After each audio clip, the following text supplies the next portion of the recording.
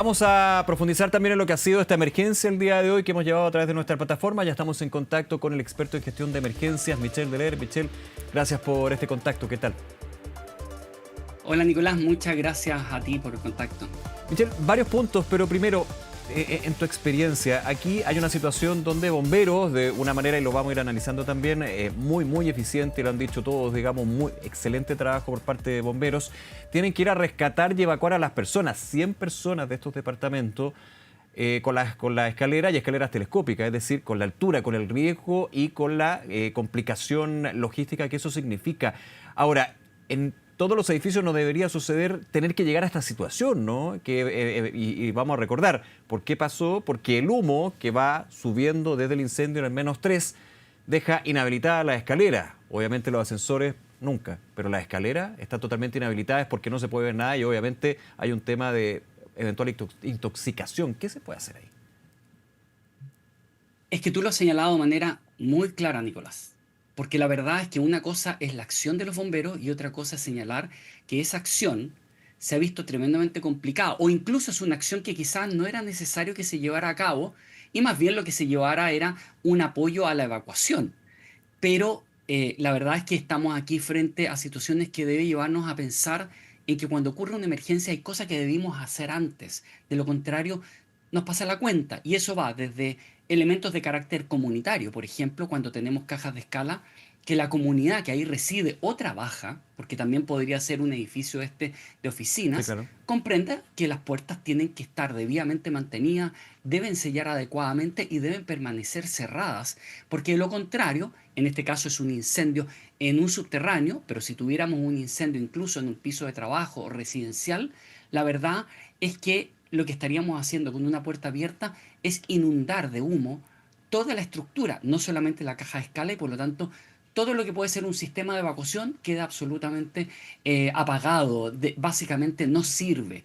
Y ahí hay un tema, pero también tenemos un tema de que la normativa no puede ser algo relacionado con un acto académico o meramente administrativo. Debemos ir a comprender que las normativas deben tener un encadenamiento hacia la aplicación. Aquí no estamos hablando de ciencia teórica, estamos Ujú. hablando de ciencia aplicada. O sea, si habláramos de ciencia, hablaríamos de que aquí lo importante es que las cosas funcionen y resulten. ¿Tenemos normas? Sí. ¿Funcionan? No. ¿Cuándo nos damos Michel. cuenta en este tipo de situación? Ahora, con lo que sabemos hasta el minuto, porque aquí hay una investigación, evidentemente, sigue la emergencia, estamos viendo la imagen en vivo de que la Sí. situación se podría seguir alargando lamentablemente. ¿Qué normas crees tú que de alguna manera no se están aplicando en tu análisis? Bueno, lo primero, hay algo que por resultado, ¿no? Un edificio no tiene por qué llenarse de humo, especialmente si además esto ocurre en un subterráneo. Pero si fuese en un piso, el edificio debe tener las características tales, y nuestras edificaciones así lo poseen, para que esa cantidad de humo se quede compartimentado en un espacio determinado. Ya. Y ese es el sentido de las puertas que tienen que sellar en las cajas de escala. Ahora, en segundo lugar, tenemos un retraso enorme en materia de las alarmas de humo y los sistemas más activos, ¿no? Que tiene que ver con los rociadores. Por ejemplo, nosotros seguimos en muchos edificios, los nuevos sobre todo, en que las alarmas de humo están en los pasillos. Ujú. Mira, esto es de sentido común. Si yo pongo una alarma de humo en el pasillo, quiere decir que a lo menos estoy sacrificando a lo menos un departamento, porque para que el humo llegue y active esa alarma es porque ya un departamento a lo menos está completamente lleno de humo.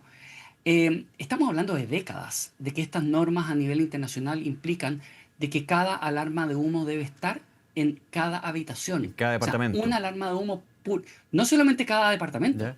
cada habitación, es decir, Perfecto. cocina, living, comedor, si tienes una pieza de estar o tienes una pieza de trabajo, en todas las piezas, y eso implica también, en este caso, los subterráneos.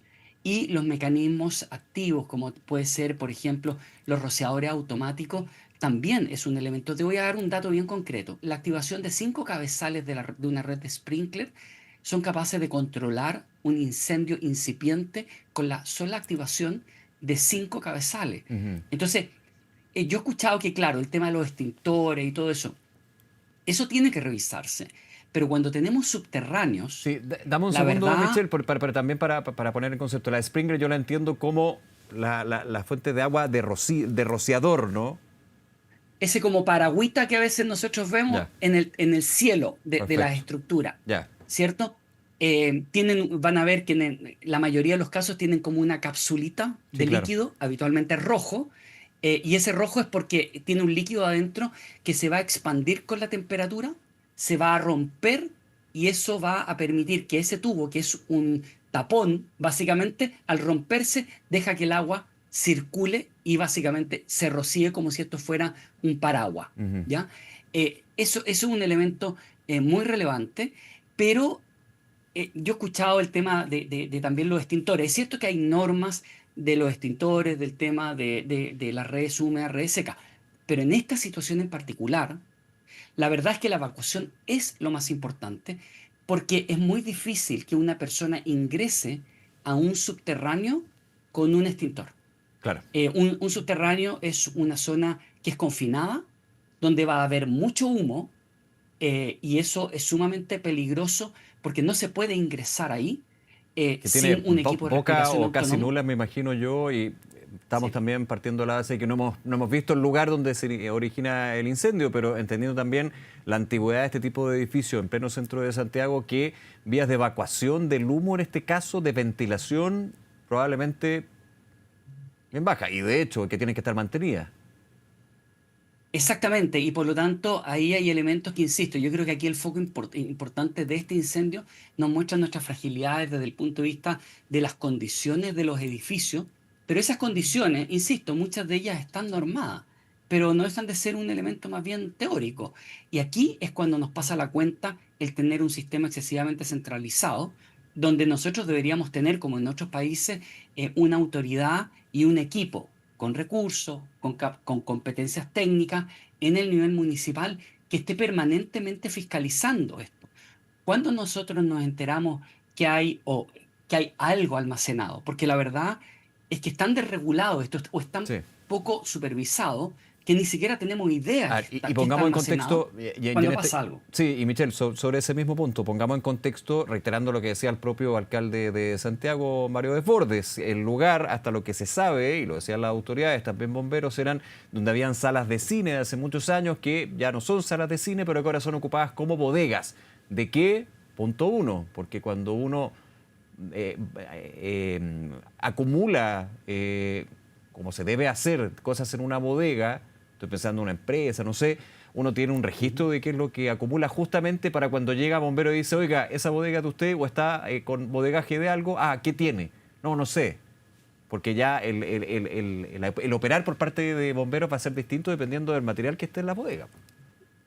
Y tiene que ver no solamente con el tipo, sino que también con la carga de combustible, es decir, la cantidad de combustible. Podríamos tener quizás solo madera, por ejemplo, Claro. ¿ya? No tener plástico, no tener elementos inflamables. Pero si tenemos una gran cantidad de madera, es un tipo de combustible que es bastante básico, pero tenemos una gran carga de combustible. Eso debería ser permanentemente fiscalizado por los niveles locales, pero ahí nosotros Ahora, tenemos un partiendo de problema la de base diseño que lo estructural. que era una sala de cine, digamos, en un -3 de un edificio en el centro de Santiago, dudo que cumpla las condiciones, dudo porque no lo sé, para ser un lugar de bodega, de bodegaje de distintos elementos. Y digamos, O sea, partiendo ¿cuál de es el abanico de elementos cuando hablamos de tipos de elementos? Porque eso me la verdad refiero. es que puede ser cualquier cosa. Claro, porque uno llega a un registro, insisto, hay un registro, mi bodega tiene plástico, perfecto, se funciona de tal manera, con espuma, no espuma. Aquí estamos hablando de un -3 que dudo que haya sido, o sea, no fue concebido para bodega y dudo que cumpla con la reglamentación y regulación de el bodegaje de elementos. Pero eso lo pongo en duda, O sea, lo pongo en duda en términos de que no tengo la información, exactamente. pero me queda bastante claro. Y eso debería ser fiscalizado. Eso. Mira, debería ser fiscalizado por el nivel local, desde eso hasta si las puertas de la caja de escala están funcionando, tienen sus brazos hidráulicos debidamente colocados, qué tipo de puertas son, Mm. si es que está la señalización, si es que hay luz o está marcado debidamente Bueno, la la red salida seca de que decía una de las emergencia. vecinas, que no hay. Exacto. Entonces, ahí hay una serie de elementos, pero además, insisto, aquí tenemos un problema estructural porque básicamente eso no se hace, pero no se hace por resistencia al cambio a nuestra estructura del sistema de emergencia, porque estamos hablando, todo lo que estamos hablando, Nicolás, estamos hablando de cosas que en países desarrollados deben llevar 40, 50 años de regulación y de normativa.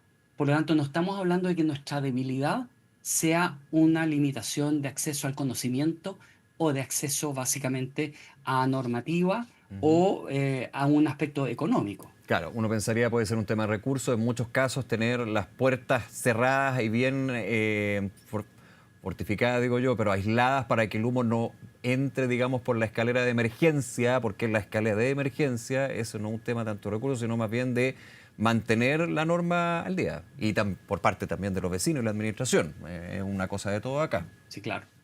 Y en la fiscalización, si es que eso se hiciera, debería obviamente establecer entonces la multa respectiva para situaciones que, Nicolás, a mí me ha tocado verlo.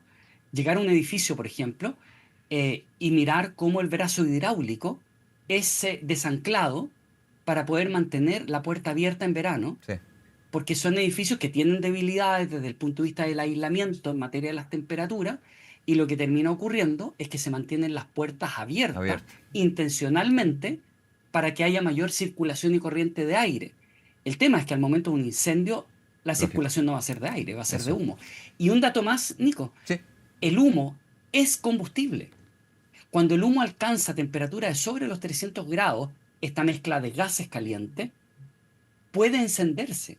Mm. Y por lo tanto, también el humo en gran cantidad, con gran temperatura, es una forma también de propagación del fuego. Y por lo tanto, no hay que mirar en menos ni la toxicidad, ni tampoco lo que tiene que ver con que muchas veces, por ejemplo, voy a dar un ejemplo súper gráfico, cuando nosotros vemos que salen llamas por las ventanas y nos explicamos, pero ¿cómo? Si ahí quizá habían un par de muebles.